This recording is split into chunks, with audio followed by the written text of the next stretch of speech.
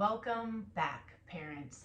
I'm recording this episode in the middle of July after having returned from family camp up in the Rocky Mountains near Estes Park, Colorado.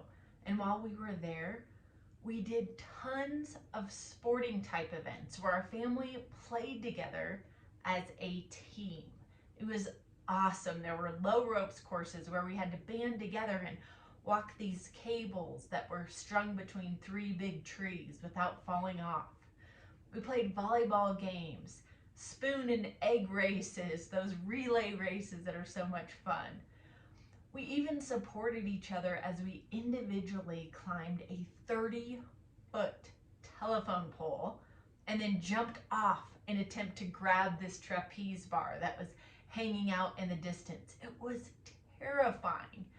And yet, we were there for each other as a team. It was an absolute blast. And it was a particularly rich experience for me because there were 20 other families there for those 4 days.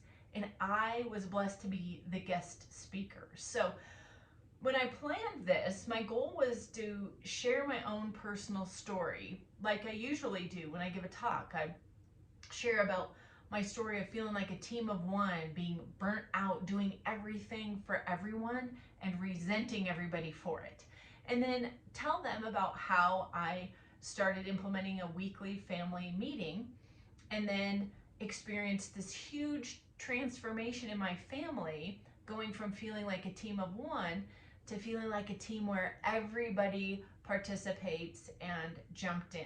So I was going for that. I was talking about this as I was talking about and trying to simplify the message about implementing a weekly family meeting. I'm looking at the audience and I'm realizing that the language I'm using is not landing well with my audience. A weekly family meeting? That sounds awful. Like, we already have enough meetings we attend at work, or extra volunteer things that we're doing that require meetings or trainings and things like that. And maybe you are listening now and think, yeah, oh, family meeting, oh man, we used to have those at my house. Well, it probably triggered a bad memory because all of us have had our parents at one point or another call a family meeting, right? And it's like, oh no, either someone died, someone lost their job, our finances are a wreck, we're gonna move, or dad or mom are coming down on us hard because everything's just in total disarray and we have gone off the rails in our behavior and they're going to deliver some consequences in this meeting, right? It's not a positive association necessarily to think about a family meeting. So as I'm talking, I decide, let me try a little something different. So I grabbed the microphone and I asked all the kids, I said, listen, if you've ever been on a sports team, and of course the kids are getting excited and they're raising their hand, yeah. I've been on soccer, football, baseball, volleyball. Great. You've been on a team. Why do you think your coach asked you to huddle up? Why do you think a team huddle is important in sports? And their responses were awesome. I handed around the microphone and they just love to hear their own voice echo through the room on this microphone. So they were eager to share things like, so we can get on the same page, so we know what we're doing when we go back out there, so we can build each other up and encourage each other, be positive. And then one says, so we can win. And I said, yes. I just shouted that at him. I said, yes, those are all correct. All of those are reasons to huddle up on the court or the field or the low ropes course, to unite your team in a common objective, positively encouraging each other and making progress. So I went on to say, Aren't you part of a really cool team at home too? Your family team? And they just lit up. This clicked for them. I reminded them that earlier in the camp, they had huddled up during their challenges on the ropes course. One of the activities they had us do as a family on the low ropes course was anytime we really felt stressed that one of us was going to kind of fall off the edge, that we would just take a minute, count to 3, 1, 2, 3, and take what they call a team breath. So all at once, we'd all breathe in 3, breathe out 3. And that is a way that we could all let out a little stress and then band together again to finish our challenge. So I reminded them of these different ways throughout the week that they had banded together as a family, as a team, and huddled up in order to kind of strategize how they were going to win this particular challenge for their family. And it just, again, made so much sense for them. So I want you to think about how your family is your most important team. And so if that's the case, if our family is our most important team, then why is it that we don't prioritize huddling up with our most valuable players, our children? And if you're married, your spouse, so that you can move the ball down the field together.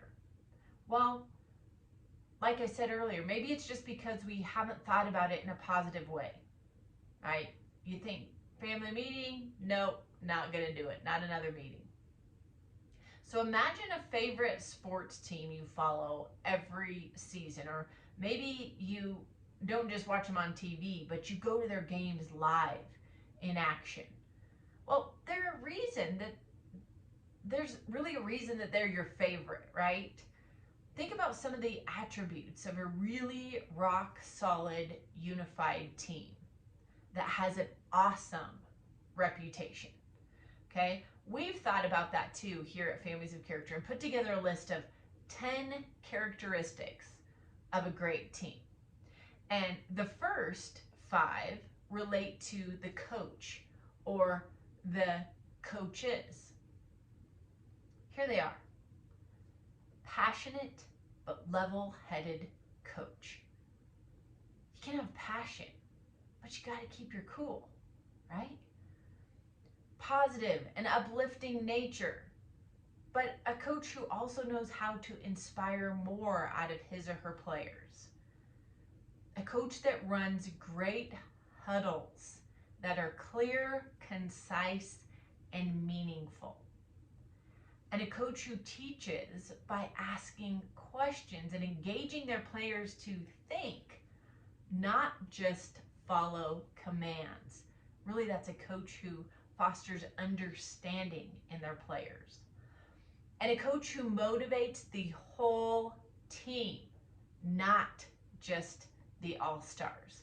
So those are 5 characteristics of really great coaching team or an individual coach. And then characteristics of players. Great team has players who are accountability partners. They hold each other to high standards and they motivate positively when someone is lagging behind.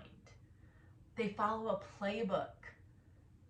Players follow a playbook so that they know what to do when certain scenarios arise on the field or the court. Players who focus on what they want to improve upon instead of getting stuck on mistakes and focusing on what's lacking are great teams. Players who show up for practices, making no excuses because they prioritize this sport. They have great character. They are great teams. And then players who've got each other's backs and are constantly trying to improve to be the best version of themselves for the benefit of the entire team. Not to be the all-star, not to be the showboat, but because being the best version of themselves means the entire team grows and improves together. Okay, those are characteristics of great teams. But no team starts out having all of those attributes, right? Every team starts out with players and at least one coach. You got to have that to make up a team, right? And that's what you have under your roof right now. And whether you feel qualified or not, or think your kids want anything to do with your team or nothing to do with your team, you've got the necessary components to put your team together and start huddling up. You know, I was thinking about this, and it's like every good team kicks off the season with a team huddle or something fun to get the season started, right? They may have a party or a social activity or a team building night where everybody comes together for one common purpose, the sport. But they are doing something fun together to build that foundation of trust and engagement where everyone feels like they belong.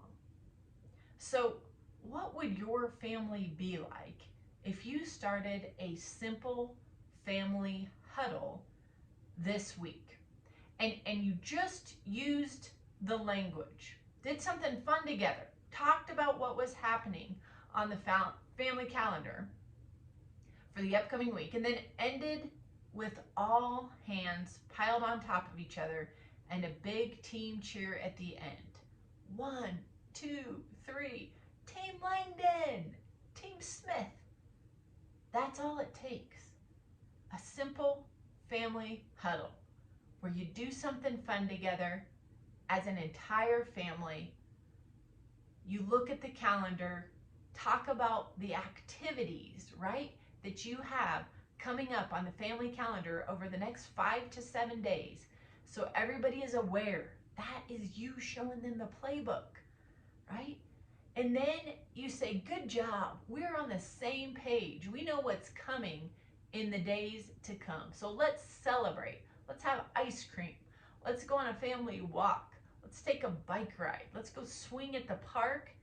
And let's get together, put our hands in a pile, and yell our team name. Because you know what? We are all on the same team.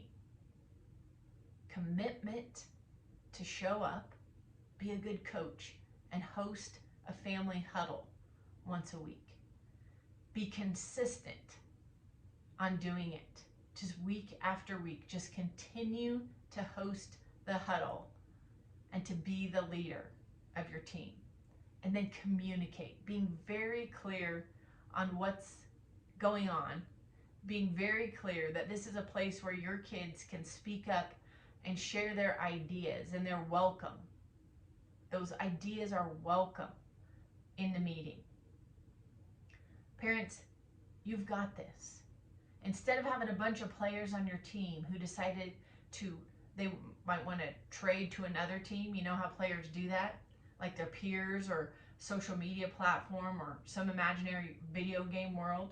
Instead of having kids that believe their peers are more important than their parents and their own family, host a huddle, bringing your players back to your team. You know, you don't want them wearing different colored jerseys and different team names. They're all under your roof, and you all share a same name. But you may need a weekly family huddle, maybe even a simple daily family huddle, just a quick 2 or 3 minute one, just to foster that sense of team, belonging, trust, and this idea that you are all growing together. You are all trying to improve upon your character for the greater good of the entire family. I'm telling you, this will be transformational. I have my own story, The founder of Families of Character, Steve Markle, has his own story of how this very formula, the family huddle, took his team that was divided and unified them, getting everybody on the field together, taking the ball to the end zone as a solid team. Like, this works, okay? We have so much information to share with you about how to start a family huddle. But if you want just some crystal clear steps on how to do this, and you want to listen to something a little bit more about the family huddle, I want you to check out episode 10 of this same podcast, the Families of Character Show. It's called How to Implement a Weekly Family Meeting and Why Meetings Matter. And then check out episode 44, because this is where I interviewed my 8-year-old daughter. And it's called An 8-Year-Old's Point of View on the Benefits of a Family Meeting. You will see in that episode as well how children benefit from huddling up, knowing that they have a place to go to where everyone in the family is going to be present. Guys, using language that is positive, that is uplifting, and it engages kids and maybe even your spouse, right? To recall a positive experience they've had themselves on a team. That's the way to kick off your family huddle this week. And guys, you're not alone. There are so many parents out there. I meet with them every day that talk about the sadness and the fear they have about their family becoming more and more divided, and everybody just kind of doing their own thing, playing for their own team. And so if we can collectively come together and start this movement of families who value their own family, the most important team, right? Prioritizing the family as the most important team, we can really change family life. You can get back what you dreamt of when you were first married and imagining family life. A little structure, a little order to family life in a family huddle with positivity and encouragement, and giving your team a name will be absolutely a game changer. So join our private Facebook group also on, it's called the Thrive Community by Families of Character. This is where you're going to see like-minded parents who want more for their families, that they just might not know how to go about getting that. And so if you join the Thrive Community by Families of Character, that's where you're going to get fed with some of these resources, with some of this camaraderie from other parents who are in the same boat, knowing they want good things, but just needing a little extra support to kick off a weekly family huddle. We also have lots of tools available in our shop to help supplement, growth of character. We have subscription kits. We have an amazing kids journal. It's an interactive journal that's for kids age 7 to 11. And really what it does is it inspires them to pitch in and help out and be a team player. To go from that person who has been raised consuming, right? Been fed and clothed and had meals made for them and been entertained by us, to go from that consumer to a producer where they're pitching in and helping out with the family, and doing so with courage and confidence in a very positive way. So the name of that journal, of course, is The Best Me I Can Be. So look at our shop, familiesofcharacter.com. Check out our shop. Again, those episodes that you can dive into for a little bit more on the family huddle are episodes 10 and episode 44 of the Families of Character show. Parents, you've got this. Don't wait another day to get your family excited about being part of a team. I'll catch you next time on the Families of Character Show.